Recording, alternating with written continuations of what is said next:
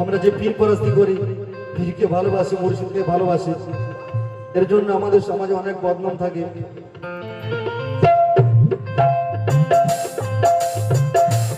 তাই আশিক বলছে কি,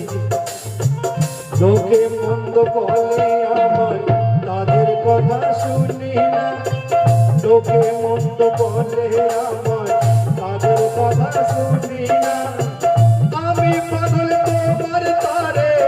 ওরা তো কেউ বোঝে না, আমি পাগল তোমার তারে ওরা কেন বোঝে না, আমি পাগল তোমার তারে